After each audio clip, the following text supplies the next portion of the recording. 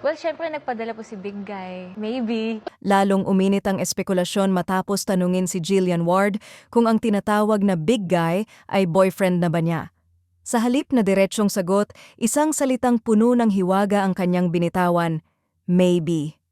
Isang sagot na sapat para pasabugin ang kilig at imahinasyon ng fans. Para sa mga netizens, hindi raw basta-basta ang naturang tugon.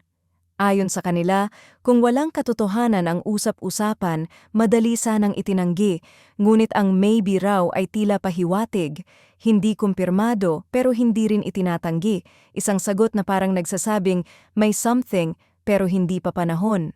Dahil dito, muling bumalik sa sentro ng usapan ang pangalan ng Eman Bacosa, ang atletang matagal nang iniuugnay kay Jillian. Sa mata ng fans, swak umano ang lahat ng piraso ng puzzle, ang pagiging low-key ni Eman, ang tahimik ngunit consistent na presensya, at ang matagal ng bulong-bulungan na may paghanga siya kay Jillian.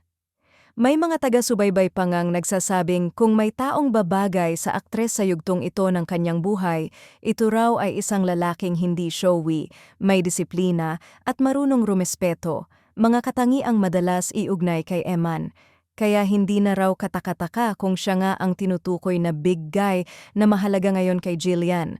Lalong hindi napigilan ang kilig ng fans na matagal nang umaasang makita ang dalawa hindi lang sa totoong buhay, kundi maging sa isang proyekto.